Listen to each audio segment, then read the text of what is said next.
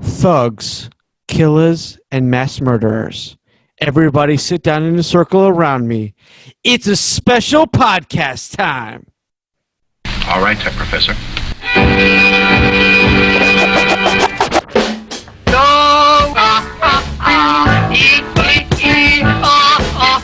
I'm laughing.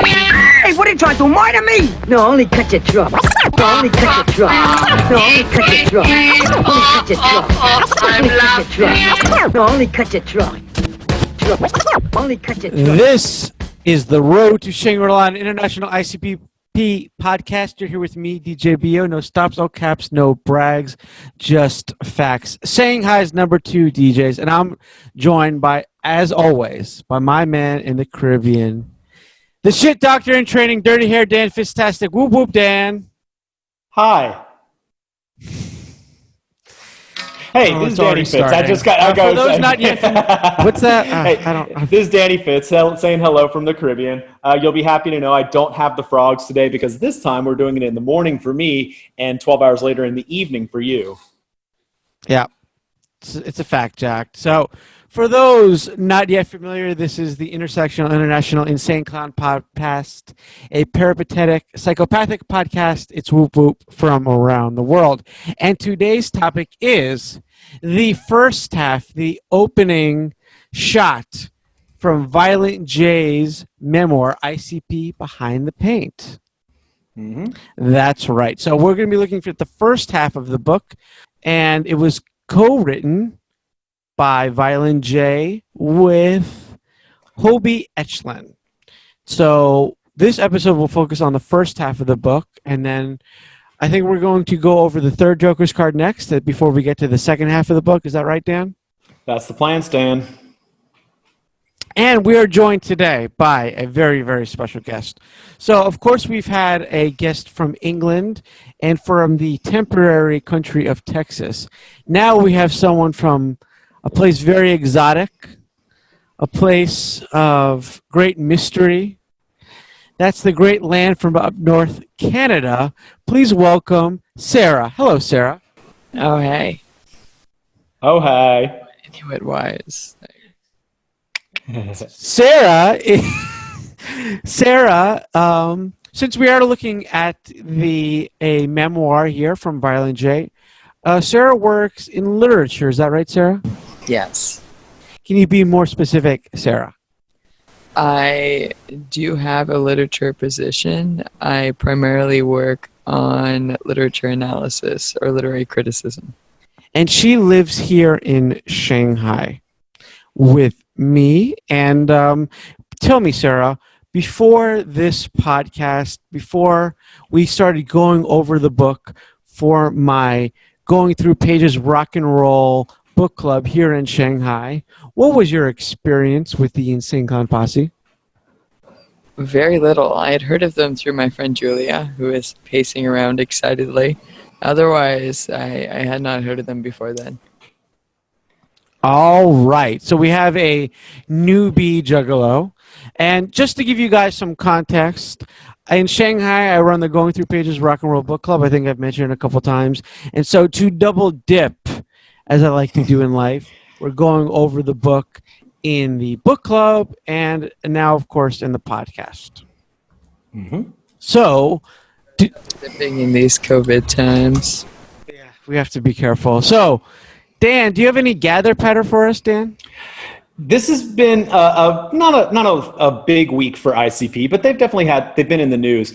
One of my favorite things, and I'll say this relates entirely to me, is that they released their own version of Cards Against Humanity that is called Juggalos Against Sanity last week. And of course, yours truly just got it delivered to his house in the United States yesterday. So I am the proud owner of some official Juggalo merch. And so basically, yes, their own version of Cards Against Humanity, but with much more, I think it's going to have a lot more feces, a lot more murder, and a lot more inside jokes than Cards Against Humanity. So this is a step up. You have some sample cards to ask us in this interlude.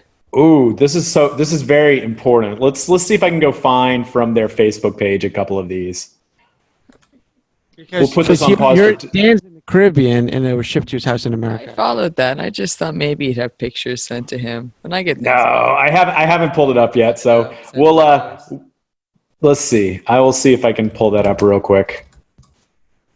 BO's a good editor, so he can go back and get the stuff out. I was not prepped. Yeah, because I have for this. nothing to fucking do. Thanks, Sarah. But let's see. Okay, so here we go. So some of the things that happen to be on their cards are nutsacks don't belong in blank. And so you have, for instance, the answers like Officer Sarah, Harry comment. Sorry, in what? Everyone take a shot. Nutsacks don't belong in blank. Or Blank. Okay. so upon entering Hell's Pit, I was surprised to see blank sitting on Satan's lap. So you get the ideas. It's things like that. And so those are the question cards. And then the answer cards are things like full frontal elderly nudity, Officer Harry Cox, aggressive dry humping, a phony gathering ticket bought off corp. So you see it's a lot of like in-jokes and references to Abdullah the Butcher Man's titties. So things like that. So in-jokes related to ICP as well as just more Abdul the feces. Butcher is a classic pro wrestler. And of course, circle jerking into a kiddie pool of open-mouthed midgets. Toasters. What's that? Sorry? I'm really just imagining putting their nutsacks in toasters. Toasters, as you do. So that's pretty much all I got from the Gather Patter today. What do you got, Appreciate a Brian? good egg or waffle joke. The book came out in July 2003, but we're going to skip ahead for that today and go straight into our general feelings. What are the general vibes you got from the book, Dan? Why don't we go to the literature professor here first, because we clearly have an actual expert on this. So give me your thoughts on this. Professor. No, I'm messing with you. So what is your thoughts on this? We like to ask our guest host first. I've gone over this for a little while beforehand, but blatant misogyny, I had a hard time overcoming that. And while I admit his drive to be successful, as well as the honesty he brought out was admirable, don't have any patience for things when they're that misogynistic. That's definitely one of the cons that I have, and we'll come across that. But what were your general feelings? So you liked some aspects of it, appreciated the hustle, but the misogyny was a big deal breaker. Oh, it was like 3/4 of the book. I Fair don't enough. know how to underplay that. Just the first time. Fair point. Okay, I appreciate that. Brian, what are your thoughts on this? I loved it. This was the polar opposite to what I felt about with the Chris Hansen ICP in the Law podcast. The first half of this book I enjoyed greatly. There's aspects of it that I am just looking for in literature. That's not sexism, Sarah. I don't really consider this literature, to be fair. Now, part of that is the genre itself, in that it is a biography and not fiction. So I'll be forward about that from the get-go. well, okay. I mean, but that's it. Would you consider the autobiography of Malcolm X to be literature? No, I wouldn't consider any biography to be literature. It would have to be fiction of some sort. And that's a personal distinction I've made. Whether it is uphold it or not is fine. I like reading a lot of things, but I don't want it to be from a literature perspective, because I would tear it apart in a different way. I can't look at something that is nonfiction in the same way I would look at something that were fiction. Fair enough. I can appreciate that. Especially if I can it's a appreciate that. self-made sort of distinction. Like, I guess you can make that, but it is a book, and I think memoir can be literature, Dan. I'm going to go with what she says, because this one borders on basically being self-promotion rather than any sort of edifying literature thing. So, but to that end, I get what you're saying. Just because it uses words doesn't make it literature. That doesn't mean I didn't enjoy it thoroughly, despite its many, many, many faults. So that's basically the take home that I have. When I said I didn't think it was literature, it wasn't about any prejudice I might have against the ideas that are in it, but more the way you can dissect fiction looking at narratives versus story time is different than how I can look at something that's nonfiction. So I'm not going to take it apart as a nonfiction story as I would. And that's just about anything nonfiction. I feel like we're verging off the point. It's all good. Yeah. I feel we're verging off the point. I would It's all good. analyze fiction differently than nonfiction. Sure. Yeah. I understand that. I mean, to me, there is literary value in it. Even Literary value is different, though. Yeah. okay, Literary value in all things nonfiction. True. got it.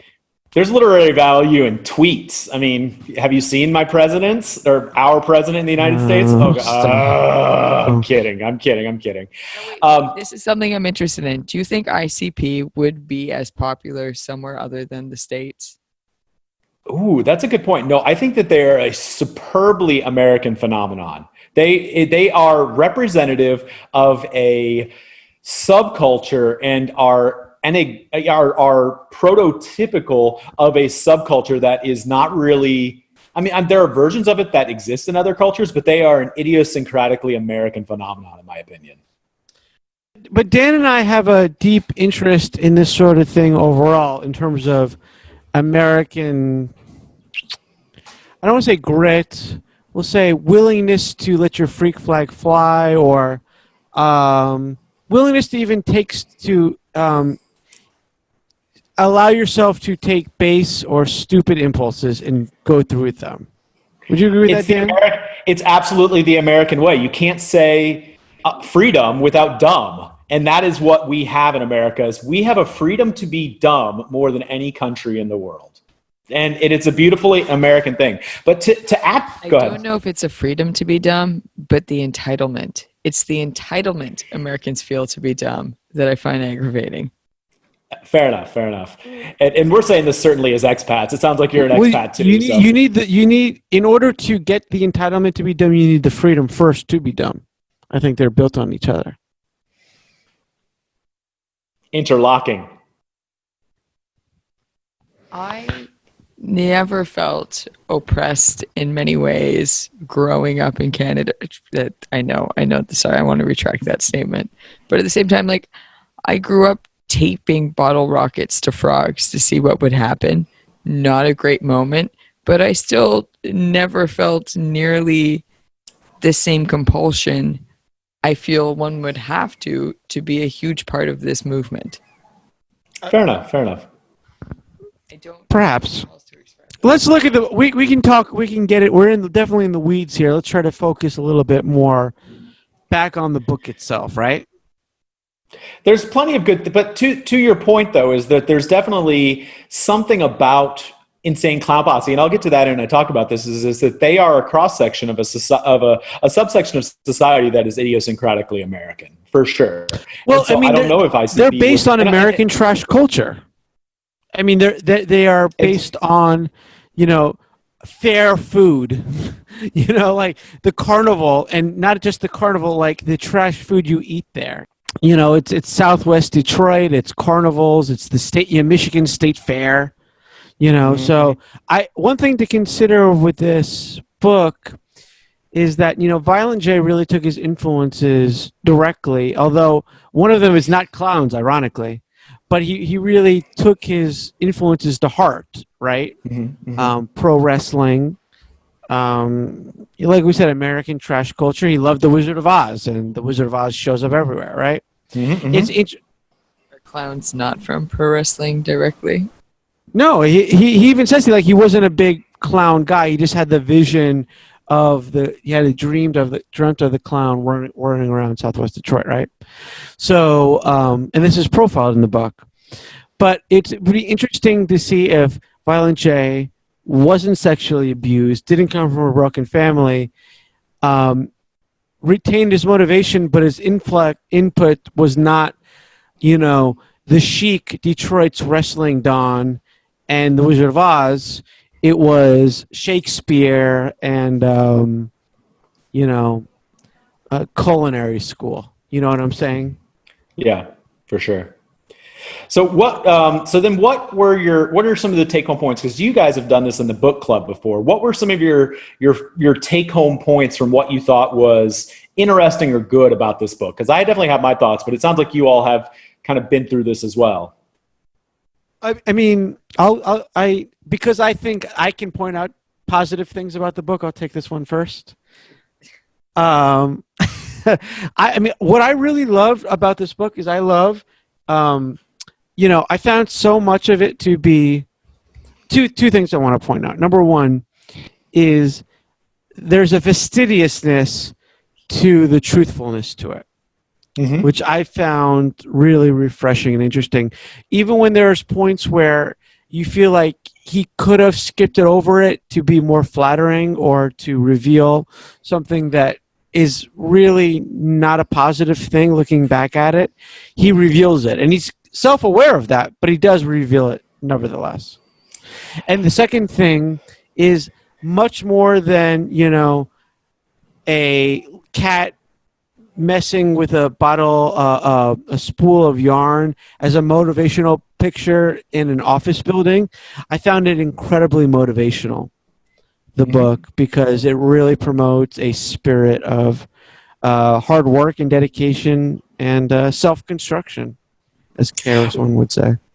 Well, and to that end, I think that's one of the kind of take-home points that I thought of is that I actually agree was one of the more interesting points. He sat there and he kept talking about, we're spending 20 hours a day at Kinko's, and he is not downplaying the hustle. And he even mentions that a couple times. He's like, I know this is the boring part, but listen, kids, if you want to get good, it's not necessarily about talent. There's plenty of talented people out there.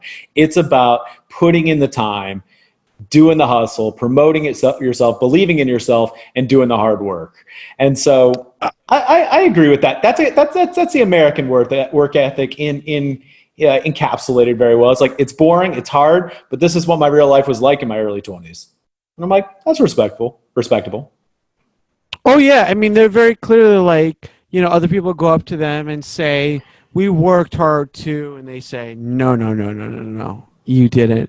And when they say things like they would go into Kinko's and someone would come in working their shift, they would leave and come back and they would still be sitting there. I really value that sort of work ethic. And I know you do too, to a large extent, right? For sure. Yeah, I think Kinko's was definitely brought up in at least 4 chapters. The downside to that was, like you said, the kind of cavalier nature that they brought up as the cavalier nature is like, I was porking a woman at Kinko's to get free copies, which is definitely very much to Sarah's point about like, okay, you're definitely kind of using people. And there's but we'll get to the cons in a little bit, but it's very much Kinko's was a very big part of their world in their late teens and early 20s, which is very boring, but ironically, kind of weirdly character building in a way. Here's a quote. Let me just say something. Anybody in any kind of up-and-coming band should fucking seriously take note at this point. If you ever wondered how we made it, it was simple. We never even considered failing. This is very important to me because looking back, I noticed that I failed to really stress a very important point. The point is this. On that night in Alex's basement, when we first all agreed to do this whole rap thing for real, I don't know how or why, but failure was not an option. I love that. I love that. Yeah, for sure. So that's definitely a good take-home point. You got anything else that kind of came up in the book club that you thought really hit home for why this was interesting? Oh, I'm not anti his work ethic or his devoutness to his dream. I will say that Christian Science also supports positive thinking, if that's all it has going for it. But his honesty is something to be admired. There are a lot of people who would try to sugarcoat things, and it's rather evident that he doesn't do that. It is rather evident that he doesn't do that. He definitely, we'll get to that for sure in the cons of the book for sure. But just looking at the positives, yeah, I mean, well, we'll start with the positives, and we'll come back to the negatives, which, like you said, are abundant in their way. A lot happens. It's a quick-paced, interesting narrative. For sure. I mean, we're really talking too about someone who grew up in a broken family, who's sexually abused, who lacked clear role models, and overcame that, which is, it's simple to say, but that's a good thing, So So fair enough. Fair point. Absolutely is, but no one. It's not an excuse to use other people. Then it becomes epistemic. So giving someone an excuse and excusing what they do later on because of something is creating future problems. What I would say though is that there's a difference between ignoring the issues and acknowledging them and forgiving someone. And I would say, and I think we disagree on this, is that they do acknowledge it, recognize that it was wrong, but they're older now and look past it. I would read something he wrote today. Amen. Amen. This is what I wanted to say, is that I'm very interested because he wrote this book, I believe, when he was 31, maybe like around that neck of the woods. And I don't know about you, but at 31, that was just 4 years ago for me. And I was and very much still am a very immature person, and have and I don't exactly think that maturity is a big part of their draw. So I'm betting now in their 40s we'll get to that. You're trying your one hand clapping and you can't do it. You're not a pro like me. Again, hard work and dedication is the reason I could do the one-handed clap. I'm going to save that for a future episode. So, but to Sarah's point about the compelling nature of the narrative, I will say that that's something that I really did enjoy about it, is the tone, because he was very good. He's a very good storyteller. He's very good. Like the Drainer Road story, where he talked about walking down Drainer Road so for those of you who haven't read the book, this is a portion of the book where he talked about there was this mythical road where they said there's an insane asylum and there's people out running the road, shooting people who come around. And they basically decided, okay, we're going to go on the day before Halloween and we're going to go out and go walk this road in the middle of the night. And it's an absolutely great story. It's compelling, it's fun, it's funny. They have moments like that where he's very good at setting up a story and drawing it, at least making you picture it very well and kind of talking about the tension of it pretty well. Another thing, if not talking about this in terms of being literature, he does establish very early on this whole theme of binaries. That's a big thing that he has always been, that they have been very big about. The opening chapter is about the butterfly, and it's this long kind of analogy about the purity of butterflies and establishing this purity and dirtiness as binaries. And he does that throughout the book. And I feel like that's an interesting thing. Obviously, heaven and hell figure very largely, good and evil figure very largely into the Insane Clown Posse ethos. And so setting up binaries both is interesting, but it also doesn't really... Binaries are also I find binaries problematic in a number of senses, especially when combined with misogyny, where women are automatically typecast into the pure and innocent or the evil Lilith. So you have your beautiful Snow Whites, the untouched, and then you have the jealous bitches who poison and kill. And he does present women in those senses too. Madonna horror shit. Oh, yeah. Yeah. So I find most binary narratives problematic, not just from a perspective of showing women, but especially when combined with it. Sometimes I find binary narratives good and sometimes I find them bad.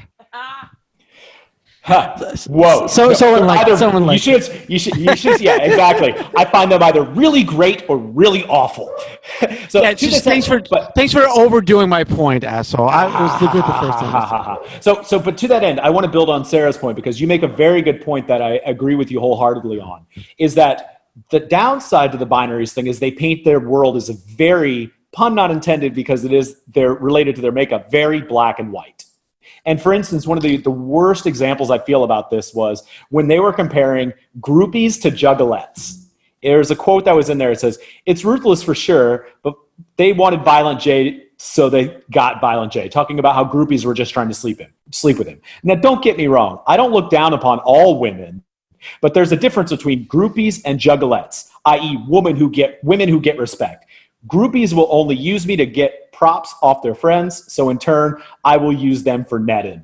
So in other words, he's like, I'll use groupies, but juggalettes, women who are followers of the band deserve respect. And I'm like, hold on. How did and his friends use women? Yes, He exactly. And his friends use women very much exactly as he describes groupies using him. Yet that was totally cool because they were fresh as fuck. By God. Agreed. But wait. He even says, though, later in the book, I think just in the second half, but he even says he hopes that the women who has sex with him look back on it as a positive experience. Which just sounds like a male ego. Yeah, I hope that I have blessed them with my seed and with my good lovin'. That is definitely one potential interpretation of it, but just looking back at as the experience, not that I got a piece of violent shit. I had a good sexual experience, when I was young and So fair enough. But my problem with that quote, we already went over this earlier though, is that it ends with him saying women need to have these memories to look back upon whenever they've already given up on their lives essentially and are washing dishes for their family of 7. Fuck that. What's wrong with washing dishes for your family of 7? I don't think there's anything wrong with it. I have a problem with him seeing that as the end goal for all women he's fucked. Fair enough. I think totally legit. You're emphasizing a different point of it than I would. No, fair enough. Well, here's something else, and I think this speaks to one of the great strengths of the book, is that one of the thematically interesting things about the book is that he really paints what is an interesting picture of white poverty where he comes from. That is the most interesting thing, and to kind of the trajectories of what white poverty looks like in America. Obviously, we're in an important time now because we're talking a lot about, the subjugation of people of color and of poor communities in the United States. But you got to remember also that sometimes there are more white people in poverty in the United States. Obviously, they have a position of privilege as people who are white, but he talks about that essentially, and his family is emblematic of basically the different trajectories that white poverty can lead to for most people. I was reading an article recently that basically said the ways that people who are in kind of trapped in poverty end up going are some combination of going to the army, ending up in addiction, ending up in jail, or dead, or ending up, unfortunately, in some dead-end job until they die. Essentially, that's essentially the kind of the plight of white poverty in the United States right now. Unfortunately, every single person in his family dealt with some version of this. You got his brother who basically escaped the kind of downward trajectory or the kind of lull of white poverty in America by joining the army or joining the military. I forget whether he joined. I believe he joined the army. Then you got his sister, who was an addict, which I did not like how dismissive he was of his sister in his life. But I understand if it's a traumatic experience in your life, how you want to. But literally, he says in chapter 3, fuck that, I don't want to talk about her anymore. But regardless, you have to deal with the fact that I think he was almost trying to avoid. I think he was trying to avoid just a very detailing a dire situation, because that can just end up being a cavalcade of errors and mistakes, Fair enough. And it's not his story; it's his sister's story. So I get that.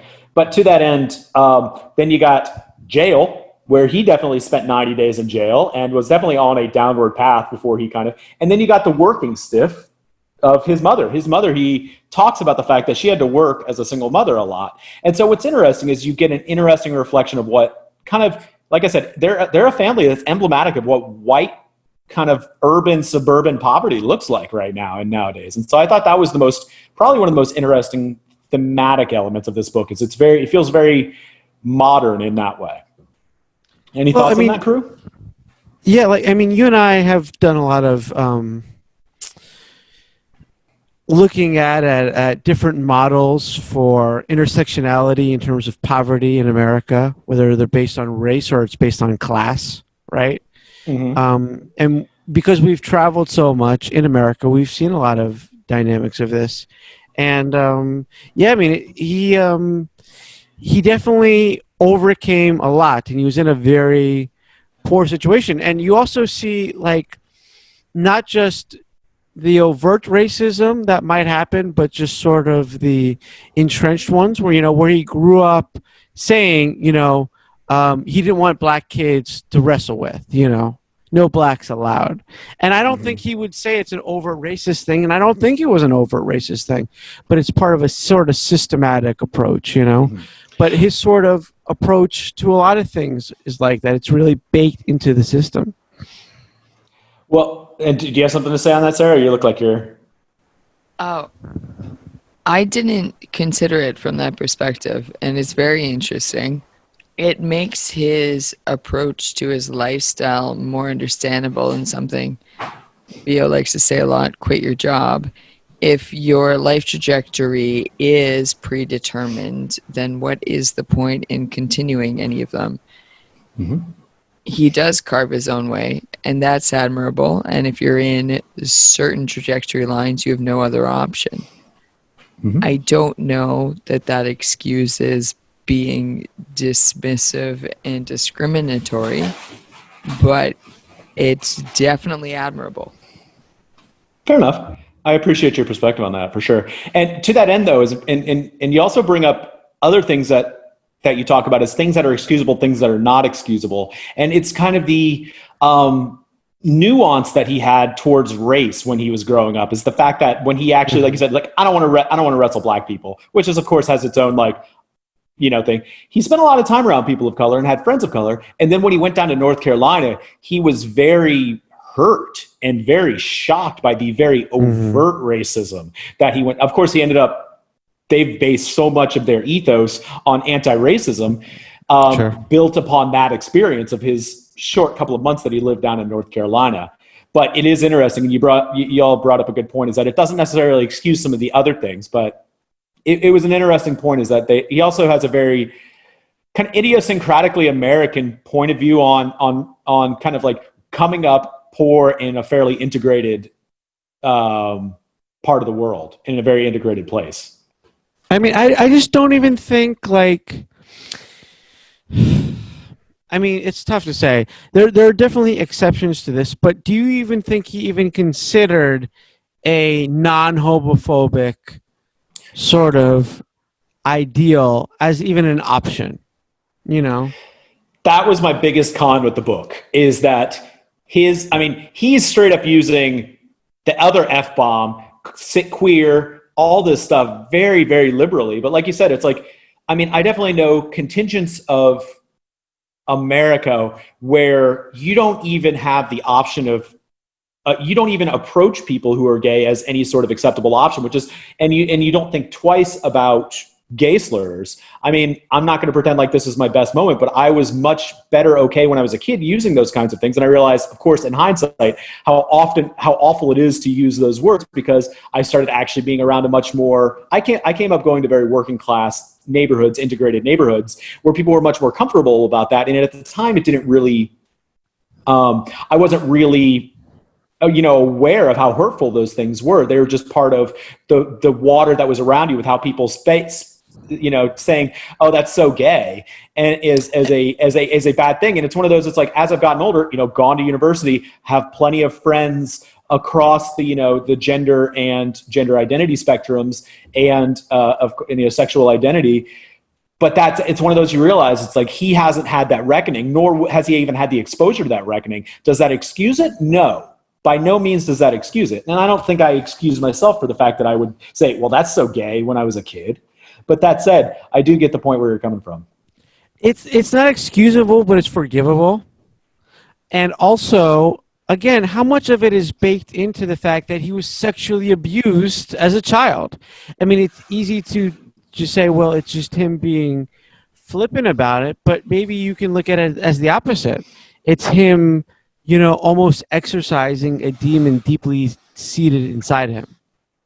Yeah, but that ends up being slightly exploitative of other people. He's still at the age of 30 using the other F-bomb, using queer, calling people, he definitely, it's one of those where it's exercising it, but at some point it's like, what point do you get exploitative? But anyways, I don't want to harp on that too much, but. Well, it was also 2003, right? And I'm not saying that at that point, Stonewall is in what, 73, right?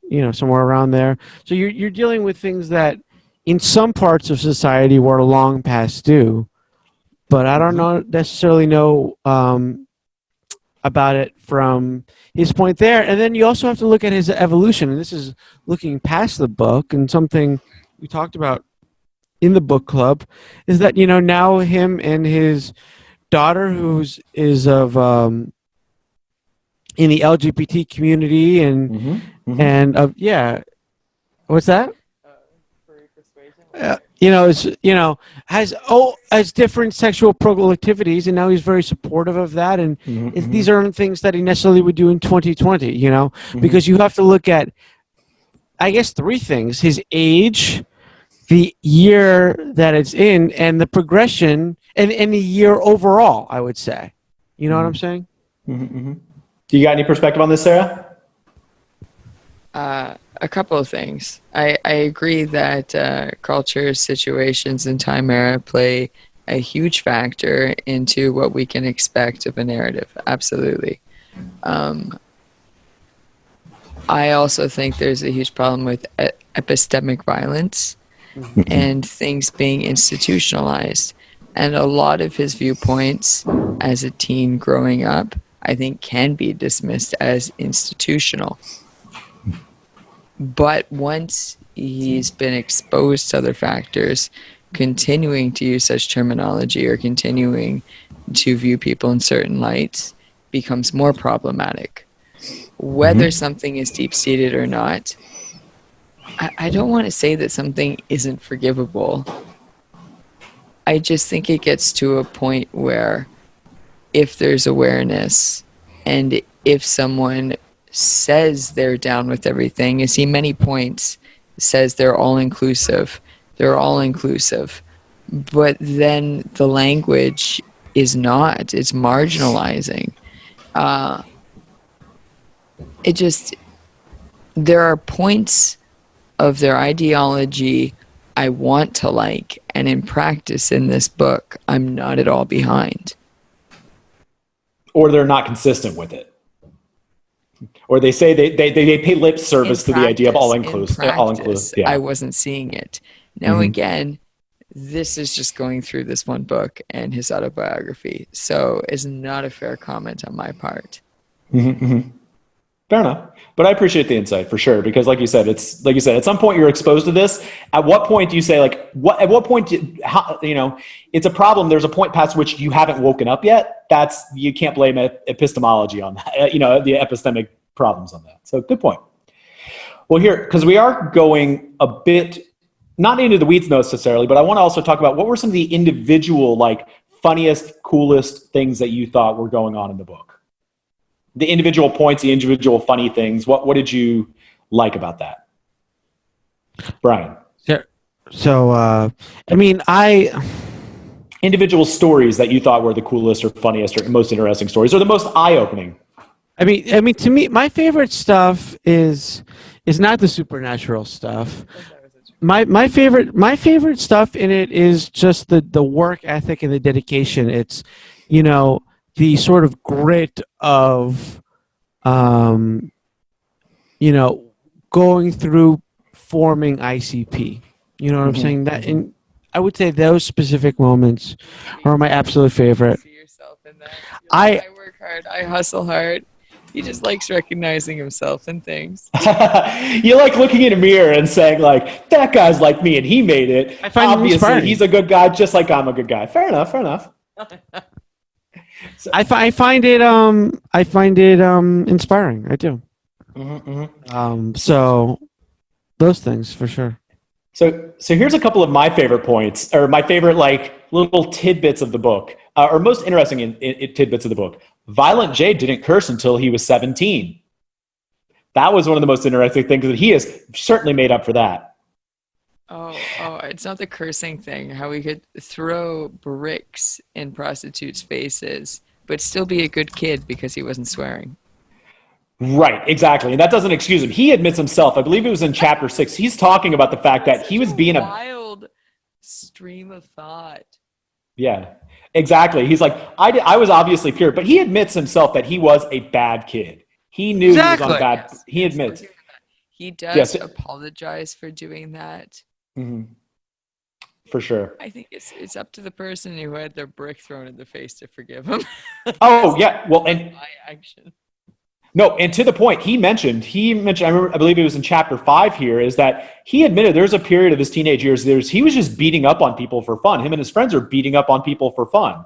He was kind of a bully. He said, like, for 2 years, understand that for 2 solid, long years, we destroyed this whole kid's life. Like, that's effed up. He admits that, and he feels bad about it. But like you said, there's definitely a whole contingent of people in Michigan who think these guys are douchebags, and they don't deserve being apologized. They don't deserve what they got. And I can understand that. They were douchebags as kids, whether it's a gang mentality that comes out of just, or a revenge thing. He really paints it a lot as a revenge thing, but then he crosses the line to the point where, like, no. And he admits, we crossed a line where it wasn't revenge. It was just us being D-bags.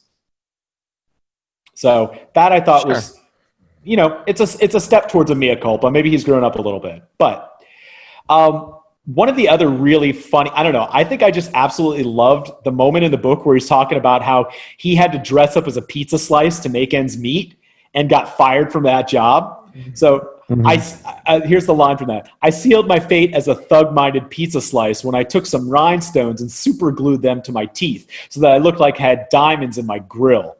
This is as a pizza slice. He was working for a Papa John's, I believe. Now I was this pizza slice with iced out teeth running up and down Big Beaver Road picking fights. There's just something kind of like, it's not going to be my adapt or die thing of the week, but there's just something absolutely magical about that imagery for me. It's my first job, Zippy the mailbox. Zippy the mailbox. You can relate to the hustle. Clearly, you can relate to the hustle. No wonder you see yourself in this story. Absolutely. I was an umpire. You were an umpire? And I delivered the paper. I was every 12-year-old boy's dream. Oh. Sarah, you're still every 12-year-old boy's dream. Oh. My first job was at my church growing up. So there you go. Talking about a slight. I was the sacristan. I was the roadie for the church. Essentially, I set up before and broke down boy dream. I am in a very different sense. You're the priest's stress reliever. There you go. So let's see. I think, what were some of the others that some of the words of wisdom? Were there any words of wisdom that you took home from this book? Any words of wisdom? Any sort of just like quotes that you thought that's a great line, or that's just a good words of wisdom? I do. Let me see if I can pull them up. I was criticized for looking at them before. Here, I'll give you my favorite words of wisdom from the book. My favorite words of wisdom for the book was, if I'm going to get my ass beat, I want to at least have my pants on. I think another line I liked a lot was, other rap groups were putting out singles. There was wisdom. Here's some more wisdom. Other rap groups were putting out singles. We were releasing the end of the world on an installment fucking plan. Another one, words of wisdom to take home after he was hashing it out. So at some point, there was a period in the book where him and Esham had a little bit of a beef because something happened. Isham and him had a beef because of stuff that happened at a gig. And Isham came to his house and was like, they were like, we got to hash this out. And so what he said, and of course, so here's the words of wisdom. 3 things to remember from this. God's way bigger than all of us. 2, never say never and mean it. And 3, life is too fucking long to be stuck on stupid. Which is words of wisdom that I think we can all take, including him occasionally. Life is too fucking long to be stuck on stupid. So, but to the end of the point is the reason that he had this fight with Esham, he realized, no, we're good friends. We have each other's back. Isham. And they backed each other up. And now, Isham is on Psychopathic Records, or at least was for a while. They continue to work together. They hash it out. Life's too fucking fucking long to be stuck on stupid. Until a couple of years ago, when Isham put ICP on a cover of a single, and then they took him off of Psychopathic Records again. But now they're back together. So. Now they're good. Hey, I've had fights with all my good friends. It happens. What do you got? What are your words of wisdom? What did you two pull up? I didn't pull up anything at the moment, but I was just going to point out that to me, like, it's just the grit work stuff, and in the second half of the book, there's some great stuff about quitting your job. But we can wait till we get to that point as well. Ooh, keep them titillated. Good job. All three of our listeners. That's right. we got one. Yeah. Hey, let's go. How many hatchets would you give this, Dan? I'm going to give this 3.5 hatchets. It's because I've decided that of the things that I've listened to so far, it beats any of the albums that we've been listening to.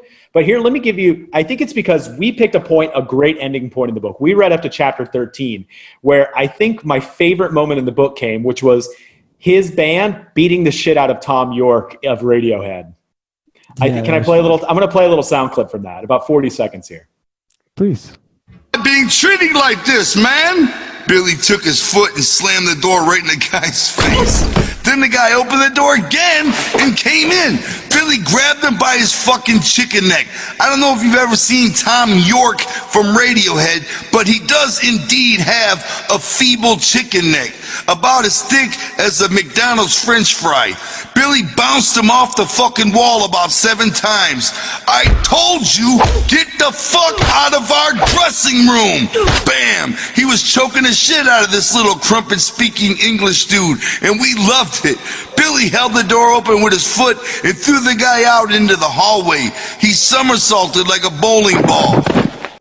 I think you pointed out so back to what we were talking about, you pointed out that the audiobook version of this is gold. I'm so glad you turned me on to that. And that, I think, combined with the actual first half of the book itself, like you said, the cons of the book are the extreme homophobia, the extreme misogyny, and but the pluses of it are the conversational tone. He's very good at pointing out the funny parts of his life, and he occasionally does give a mea culpa from here to there. So on a 0 to 5 hatchets, I'm giving this 3.5.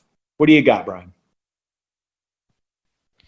I mean, it baked into my appreciation of this book, which is vast, is that I know where it goes from here post-book, and it's also based on the fact that, and there are some people in the Going Through Pages Rock and Roll Book Club that disagree with this, I think he acknowledges some of his past errors. Okay. And so with those things in mind, and the sort of genuineness, the sort of fastidiousness in looking at all aspects of it, and just the colorful Tom Sawyer, Damon Runyon-esque language, we're giving this 5 hatchets all the way, Dan. I love it. Holy cow. Holy cow. It's all the way. We're going all the way. All the way. All the way. Sarah, what do you got? He didn't even get that. 0 to 5 He didn't even get that. He didn't even get that. Do you see what I'm working with here? Hey, I'm trying to give Sarah her minute. You see what I'm working with? You see, this is why I'm trying to be inclusive. I'm talking to Julia. I'm talking. Anyway, Sarah, what is your take on this? I know who your favorite member. Oh man, Julia would give a better rating. You can jump to her for the rating, right? What is your rating? Okay, I did appreciate the Tom Sawyer analogy because I can see that was a quality analogy. While there are a number of things I appreciate at it, it was the mentality it came from that bothered me enough. I was hesitant to continue reading.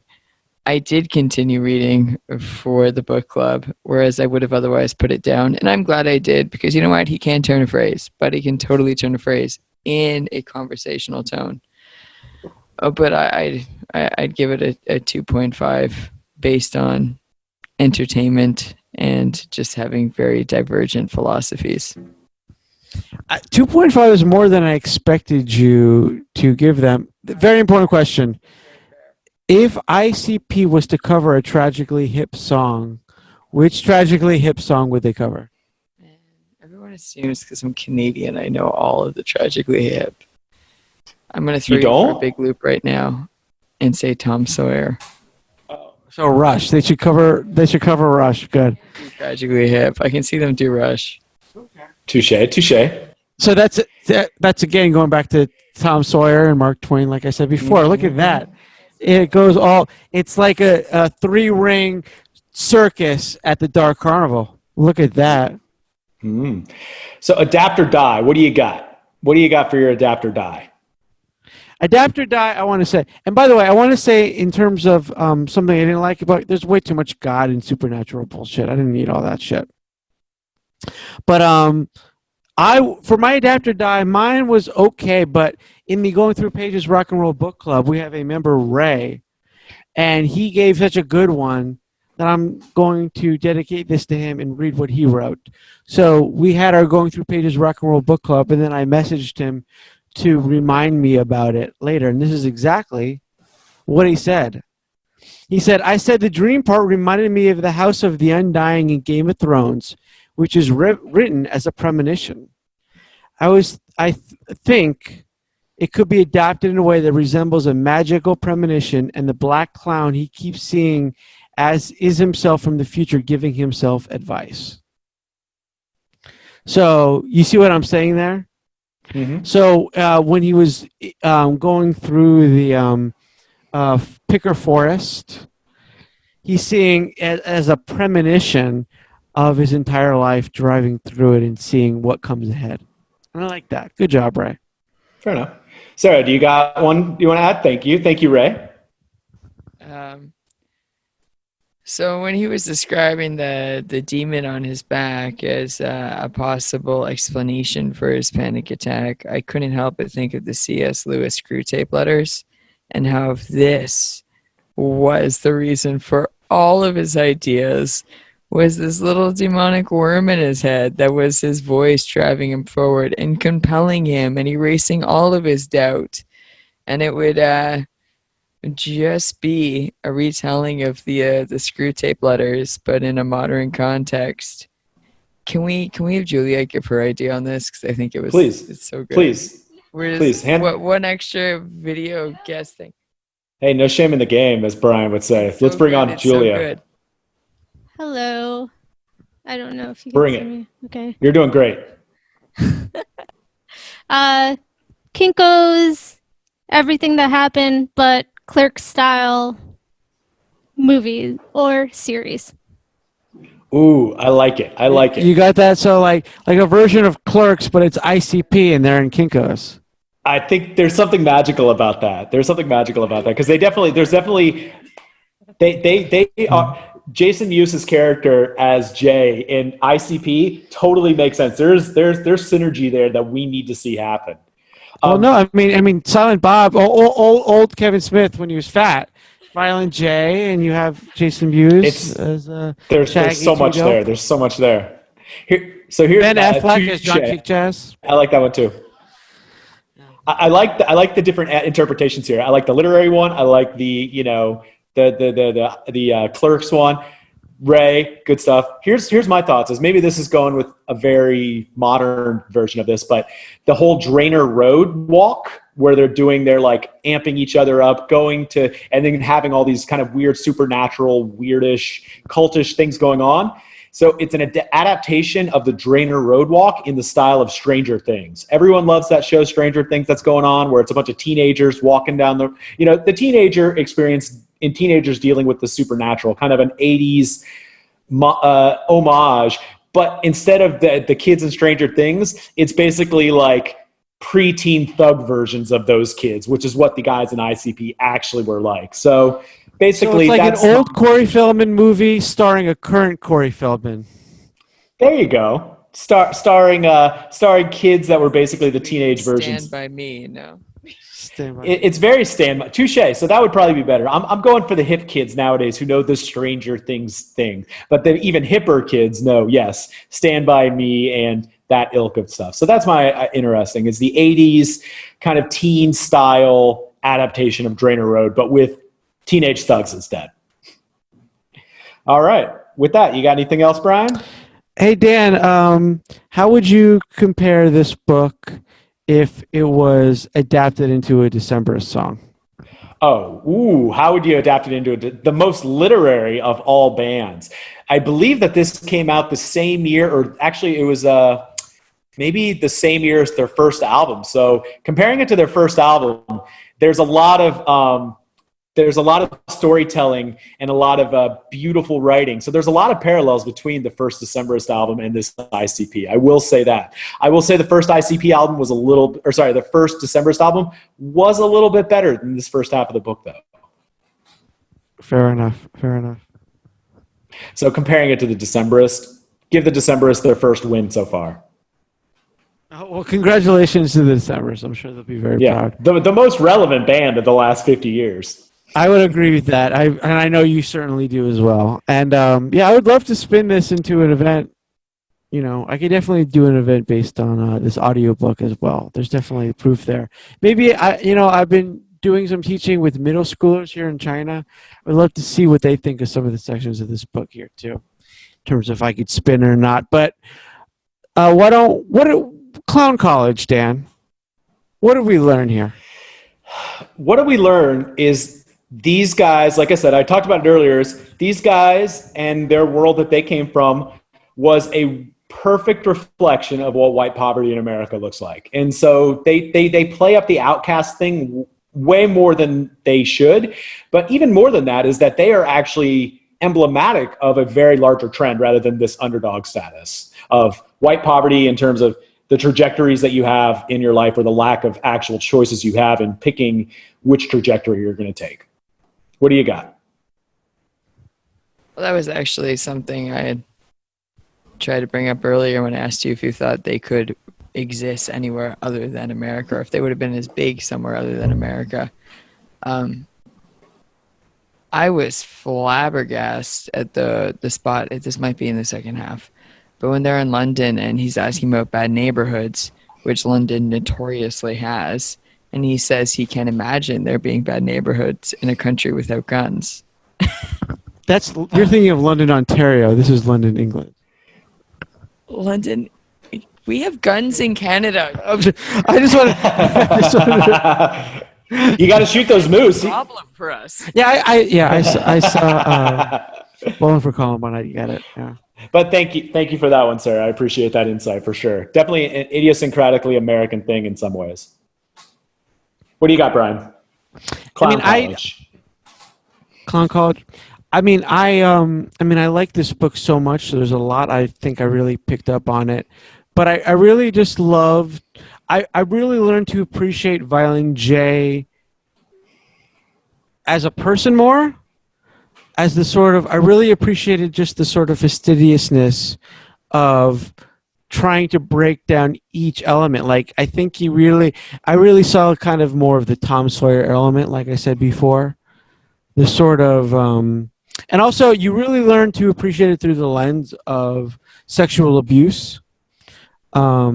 And coming from a broken home, and it makes there's a quote in the book that I don't have it pulled up at the moment where he said, his brother and I, who are the Scrubs, we started living a fantasy and we just haven't stopped.